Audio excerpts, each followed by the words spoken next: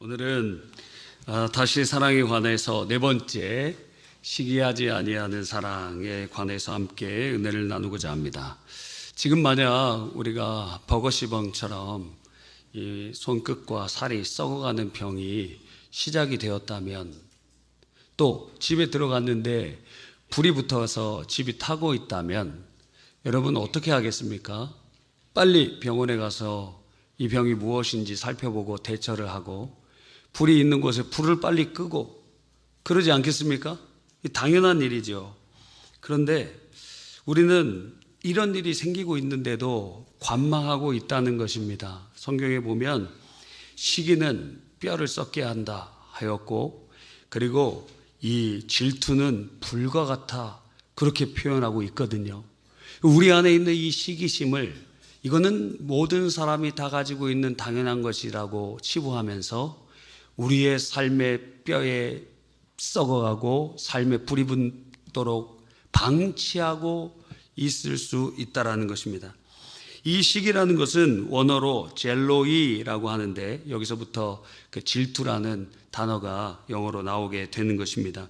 그래서 무엇에 관한 강한 투기심을 갖는다, 혹은 상대를 긍정적으로 인정해 주지 않는다, 혹은 타인의 어떤 성취와 성공을 보고 마음이 상해 분노가 끓어오른다 하는 것이 이 시기의 뜻이라고 할 수 있는 것입니다.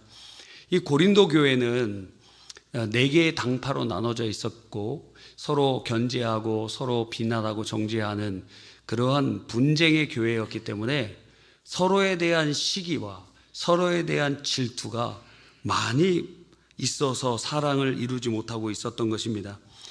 그래서 이 시기심이 방치되고 있었고, 이 시기심은 심각한 문제들로 발생하고 있었던 것입니다. 성경을 보면 이 시기가 발생하는 악한 결과들에 대해서 여러 가지 말씀하고 있어요. 첫 번째는 평온한 마음이 파괴됩니다. 잠언 6장 34절에 보면 투기로 분노하며 라고 되어 있고, 또 아가서 8장 6절에 보면 질투는 수월같이 잔인하다. 그래서 시기심은 분노가 이루어지고 잔인한 마음까지도 막 일어나게 하면서 우리 안에 평온과 평강을 깨트려 버립니다. 두 번째로 이 시기는 우리의 육체를 파괴합니다. 우리가 서두에서 말씀드린 것처럼 잠언 14장 30절 하반절에 시기는 뼈를 썩게 한다 그랬어요. 몸에 질병이 찾아옵니다. 시기심이 있으면 말입니다. 세 번째는 다른 사람들과의 관계 가운데 불이 붙어서 파괴되고 다 상하게 됩니다. 야고보서 4장 2절에 보니까 시기하여도 능히 취하지 못하므로 다투고 싸우는도다. 다툼과 분쟁이 일어나고 파국으로 가는 경우가 많이 있습니다. 아담의 아들 가인이 동생을 돌로 쳐 죽이는데 그 핵심은 시기심이었어요. 왜 하나님이 나와 내 제물은 받지 않으시고 내 동생 아벨의 제사와 제물은 그와 그 제물은 받으셨는가? 분노가 일어나, 시기심이 일어나니까 돌로 쳐 죽입니다. 야곱의 12아들 중 11번째 아들이 요셉인데, 그 요셉만 아버지가 사랑하고 장자도 아닌 11번째인데 장자처럼 취급하니까 형들이 분노하면서 그를 죽이려고 합니다. 그래서 죽이지 못하고 노예로 팔아버리게 되는 것이죠. 사울왕이 사람들이 노래하는 소리를 들으면서 시기심이 일어나면서 다윗을 죽이려고 합니다. 이런 노래죠. 사울은 천천히요, 다윗은 만만이다. 그러니까 그 얘기를 들으니까 사울이 다윗이 얻을 것이 내 나라밖에 더 무엇이 있겠느냐? 그렇게 하면서 시기가 일어나면서 죽이려고 합니다. 뿐만 아니라 우리나라 한국의 예도 있어요. 2005년도에 있었던 일입니다. 그 파주시에 있었던 일입니다. 그 어느 날 낮 12시 40분에 그 60대 맏형이 동생들 일가족을 엽총으로 난사해서 3명이 숨지고, 그리고 3명이 중경상을 입는 일이 있었습니다. 왜 그런 일이 일어났느냐? 그리고 자기는 스스로 목숨을 끊었어요. 왜 그랬느냐? 20년 전에 아버지가 부동산 8,000평을 형제들에게 나눠줬습니다. 네, 맏이인 자기한테는 2,600평을 주고 둘째에게는 3,000평을 주고 셋째에는 2,400평을 주었습니다. 그러니까 이거 가지고 말다툼이 일어난 거예요. 내가 장자인데 더 받아야 되지 않겠느냐. 아니, 그거 아버지 마음이지. 장자든 말든 아버지가 주신 대로 받아야 될 거 아니에요. 예? 지가 벌었어요? 그것도 아니면서, 죄송합니다. 제가 막. 자기 돈도 아니면서 자기 거라고 그냥 주장하는 겁니다. 그러니까 이게 참, 그래요. 그래서 그 셋이 갈등이 있고, 그 갈등의 주동을 이 첫째 2,600병밖에 못 받은 그 형이 주동을 하면서 다툼을 일으켰던 것을 보는 것입니다. 그런데 원래는 그 땅이 진입로가 좋지 않아서 그 90년대만 해도 뭐 평당 10만 원 정도밖에 안 됐던 땅인데 거기 대규모 단지가 막 개발이 된 거예요. 그래서 2000년도 당시에 2005년 당시에 약 4배가 뛰었고 지금은 아마 거기서부터도 훨씬 많이 뛰었을 것입니다. 그런데 그렇게 땅값이 올라가니까 1,000평을 둘째 동생 3,000평 받은 동생이 1,000평을 팔아갖고 그것을 몇 억 4억 원을 받았습니다.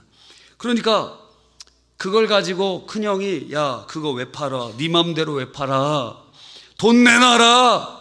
아니 지금 아버지가 둘째한테 준 땅이거든요. 자기 땅이 아니에요. 그런데도 그 땅을 왜 네 맘대로 파느냐? 그래갖고 총으로 쏜 겁니다.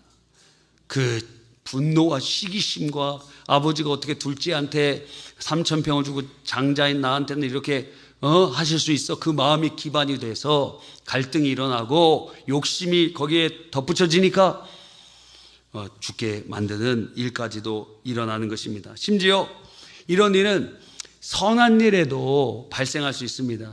자, 옆에 있는 교회들이 성화교회, 엘림교회, 수목원교회, 부천제일교회 등등 그런 교회들이 막 부흥이 되고 기둥교회도 저기 원래 그 소돔과 고모라 같은 그 부천시 그 역전에 그 음식점 있는데 섬처럼 거기 고립되어 있었는데 사실 원래 교회가 먼저 있었죠. 그리고 그 상가들이 발전된 것이지만 성도들이 거기 거주한 사람이 없어요. 다 이사가서 차 타고 옵니다. 다 주일날 차 타고 와요. 많은 성도들이 차 타고 와요. 그리고 거기는 매일 사람들이 술 먹고 막 그러니까 거기 토지를 팔고 여기 근처로 그 신곡동 이쪽으로 이사를 왔어요. 그래서 거기다가 건물을 지어 놓은 다음에 거기 그 연립들을 쌀 때 거기 판 돈, 거긴 굉장히 비싼 데였거든요. 그래서 그걸로 하나씩 사면서 주차장을 넓혀가다가 얼마 전에 몇 년 전에 이제 확장 대수성 공사를 하면서 이제 거기에 크게 이렇게 지어놨습니다. 자, 그러면서 교회도 크게 짓고 교회들이 부흥되면은 와, 참 잘한다 이렇게 얘기해야 되고 박수치고 그래야 될 것 아닙니까? 근데 마음에 시기심이 일어나고 막 그러한 못된 마음이 일어날 수도 있다라는 거예요. 새생명 축제 때 이렇게 전도하잖아요. 그런데 제일 슬픈 사람이 누군지 아십니까? 아무도 안 데리고 오는 사람. 그 중에 약속까지 다 했는데 그 사람이 안 와요. 그럴 때 그 옆에 있는 어떤 성도님은 4명, 5명 막 가족들도 다 끌고 와서 꽉 차 있어요. 그러면 혼자 오는 본인의 마음에 상당히 자괴감이 들 뿐 아니라 시기심이 들어서 뭐라고 얘기하는지 아십니까? 다음 주는 안 올 거야. 막 이렇게 얘기한다. 그러니까 선한 일에도 시기심이 발생한다는 거예요. 이 시기심이 굉장히 무서운 또 다른 이유 중에 하나는 멀리 있는 사람에게는 시기가 안 생겨요. 저 미국에 있는 사람, 여러분 빌 게이츠의 돈 많다고 막 시기심이 생깁니까? 저기 일론 머스크 수백 조의 자산이 있다 막 시기심이 생깁니까? 그런데 동생이 로또에 당첨됐네. 야, 동서가 땅을 샀는데 10배가 올랐네. 그러면 뭔가 달라진다 이거예요. 뭔가 달라요, 마음이. 멀리 아무런 상관이 없는 사람은 잘 되든 안 되든 별 상관이 없는데 가장 가까이 사랑해야 될 사이에서의 시기심이 생긴다는 것입니다. 그래서 우리나라에 아주 명언이 있잖아요. 사촌이 땅을 사면 배가 아프다. 저도 지난주에 찬 걸 많이 먹었더니 상당히 배가 아팠거든요. 그런데 찬 걸 안 먹어도 누군가 막 가까운 사람들이 잘 되면, 특별히 직장 들어갈 때 어떻습니까? 직장 생활하는 사람이 뭐 큰 소망이 많지 않잖아요. 두 가지밖에 없잖아요. 하나는 직급의 상승과 하나 연봉의 상승 아닙니까? 이 두 가지를 가지고 CEO들이 그 직원들을 이렇게 움직이는 거 아닙니까? 너 더 좋은 직급 줄게, 더 연봉 더 줄게, 그러면서 이렇게 사람들을 하는 것 아닙니까? 교회는 어떻게 해요? 교회는 전도하러 이렇게 더운 날 나가면은 옆에 있는 사람들이 물어봅니다. 교회에서 얼마 주세요? 막 이렇게 물어봐요. 그럼 헌금 내고 합니다. 이렇게. 여러분, 교회는 그러니까 세상과 다른 가치로 사람들을 이렇게 움직이는데, 그것이 무엇이냐면 하나님이 공급해 주시는 은혜. 성령의 은혜가 임하면 그것이 우리의 그 역동하는 기름이 되면서 그 성령의 기름으로 주님의 사역을 감당하는 거예요. 할렐루야. 그래서 성도들 교회에 꼭 나오라는 거예요. 왜? 기름 떨어지면은 은혜 생활 못하기 때문에. 그럼 불평 불만 나옵니다. 주문진 선교 막 안 가고 싶고 그래요. 예, 인도 선교는 남의 일처럼 느껴지고 그래요. 그럼 불평 불만이 저절로 나옵니다. 그러면 은혜 받을 만한 때구나 생각을 하면 됩니다. 여러분, 시기를 그냥 두면은 이게 병이 된다는 것입니다. 죄가 되고 이것에 사단의 역사가 일어나고 우리의 삶을 파괴하고 불처럼 막 불타올라서 우리의 삶을 잿더미로 만들어 버릴 수 있다는 것입니다. 자, 그렇다면 이 시기심을 어떻게 없앨 수 있을까요?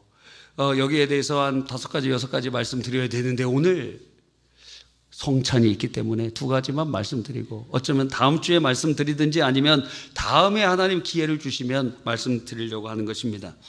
우리는 이 사랑과 관련돼서 아주 반복적으로 그리고 지속적으로 되는 2가지에 대해서 우리는 꼭 기억해야 됩니다. 하나는 자기 부인이요, 하나는 성령 충만입니다. 사실 이것은 둘이 분리되지 않는 것이에요. 바로 이러한 개념에서 우리 안에 시기심을 없앨 수 있는 첫 번째 길은 바로 시기하는 옛자가 예수님과 함께 죽었다고 믿는 것입니다. 우리 기독교회가 참 진리인 것은 다른 종교와 기본적으로 다른 게 무엇입니까? 다른 모든 종교는 행위에 기반되어 있어요. 그러니까 당신이 착한 일을 하고 헌신을 하고 봉사를 하고 헌금을 하고 뭐 좋은 일을 하면 당신이 좋은 사람이 되고 그리고 천국에 가고 극락에 가고 무슨 도를 얻고 하는 것이, 그게 모든 이방 종교의 패턴입니다.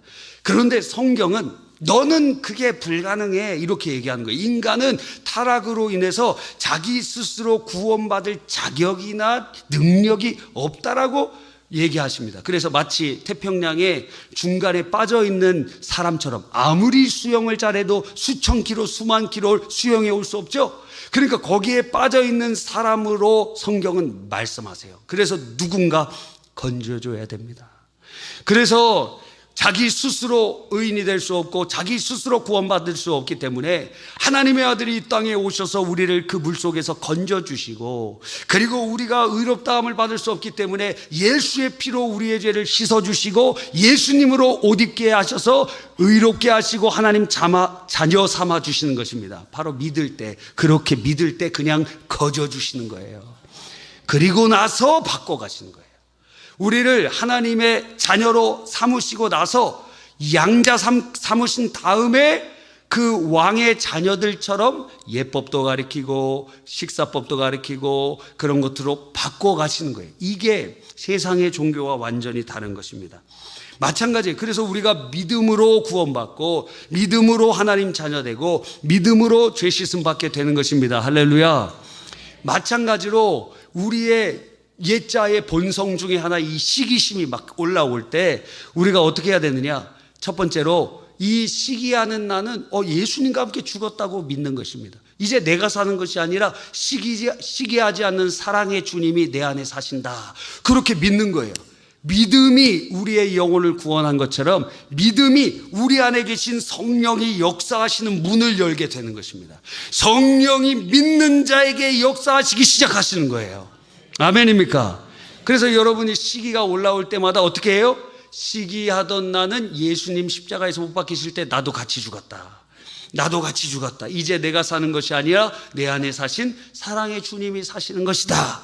그러면 우리 안에 주님이 역사하시기 시작하시는 것입니다. 마치 댐의 문을 열듯이, 댐의 문을 여는 거는 버튼을 하나 누르면 됩니다. 사람이 막 댐의 문을 여는 게 아니에요. 버튼 누르면 돼.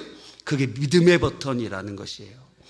두 번째가 무엇이냐면, 자, 이것이 바로 믿음으로 하는 시작이라면 또 계속 우리가 삶 가운데 시기가 계속 올라옵니다. 마음으로는 그렇게 믿고 입으로 선포하지만 동시에 또한 우리가 이 시기심을 죽이는 적극적인 방식이 있어요. 그것이 무엇입니까? 지난주 여러분의 구역공과, 아직 구역예배 안 드리신 분은 구역예배 꼭 드리세요. 구역공과에 나와 있는 것이에요. 그것이 무엇이냐면 시기를 불러일으키는 대상을 축복하고 격려하고 칭찬하는 것입니다. 여러분, 시기가 막 일어나요. 그럴 때 적극적으로 하는 것이 바로 그 사람이 잘 되는 것을 좋다라고 얘기해 주는 것입니다. 좋은 것을 좋다라고 얘기해 주는 거예요. 아, 저분의 자녀들이 막 잘 되는 걸 보면서 참 좋다 이렇게 얘기해 주는 거예요. 돈을 잘 버는 걸 보면서 이야, 너는 어떤 이런 능력이 있어서 이렇게 잘하느냐, 와 정말 대단하다 하면서 칭찬해 주는 것. 여러분, 찬양의 어떤 가사에 보니까 우리 공과의 후렴에 있죠. 그 가사는 이렇게 돼요. 오 주님, 당신은 내 삶 구석구석까지 감찰하시며 나를 응원하시는 분, 내 길을 밝혀서 영원한 생명의 길로 인도하시며 나를 격려하시는 분. 하나님께서, 우리 아버지께서 우리를 격려해 주시고 응원해 주시고 칭찬해 주신 것처럼 주님이 우리 안에 계시면 우리도 내게 시기심을 일으키는 바로 그 사람에 대해서 칭찬해 주세요. 그러면 나의 시기심이 죽어가요. 나의 이 불같이 일어나는 시기심이 억지로라도 실천해 보시기 시작하세요. 그러면 그 불이 꺼지기 시작해요. 그 시기의 불이 꺼지기 시작해. 그 시기의 불은 나를 살라버리고 내 삶의 모든 부분과 관계들을 깨트려 버리는데, 오히려 칭찬하고 좋다고 얘기하고 그러면 이야, 그게 불이 꺼지기 시작한다는 것입니다. 여러분, 그러기 위해서 우리가 꼭 해야 되는 게 무엇이라 그랬어요? 그 사람을 위한 기도하는 것입니다. 기도할 때 주님의 마음이 임하고, 기도할 때 주님께서 그 사람을 칭찬하는 마음을 깨닫게 되는 것입니다. 김동호 목사님이 마태복음 20장을 이렇게 읽다가 좀 갸우뚱하는 생각이 든 것입니다. 거기에는 어떤 포도원 주인의 이야기가 나옵니다. 아침에 가서 일꾼을 하루 일당 1데나리온 줄 테니까, 우리식으로 말하면 10만 원 줄 테니까 너 일해. 그래서 또 낮에 나갔더니 거기서 빈둥빈둥 대는 사람이 있어요. 당신도 들어와. 내가 1데나리온 10만 원 줄 테니까 와서 일해. 근데 끝날 때쯤 이제 얼마 시간 안 남았는데 끝날 때 또 나가보니까 또 노는 사람이 있어요. 당신 들어와. 근데 그 사람은 30분, 1시간밖에 일하지 않고 끝난 거예요, 일이. 자, 그래서 사람들을 다 불러다가 이제 돈을 주는데 맨 늦게 온 사람부터 돈을 주는 겁니다. 10만 원을 딱 줬어요. 그랬더니 맨 처음 왔던 사람은 야, 난 돈 더 받겠구나 생각을 했는데 웬걸요? 똑같이 10만 원 주는 거예요. 그러니까 분노가 막 치밀어 오르는 겁니다. 왜 얘 지금 30분, 1시간밖에 일하는 안 한 사람이랑 나랑 똑같이 주느냐 그랬더니 주인이 얘기하기를, 야, 너 계약 조건 어떻게 돼? 계약할 때 우리가 1데나리온으로 계약하지 않았어? 아니, 내가 지금 너랑 계약할 때 1데나리온, 지금 방금 들어오는 애한테도 1데나리온으로 내가 계약했는데 주는 것이 계약 따라 내 마음대로 계약대로 진행하는데 네가 무슨 상관이야? 우리는 이것을 보면서 이야, 이거는 노동청에 신고해야 될 일이다 이렇게 생각이 들잖아요. 그런데 한번 생각해 보십시오.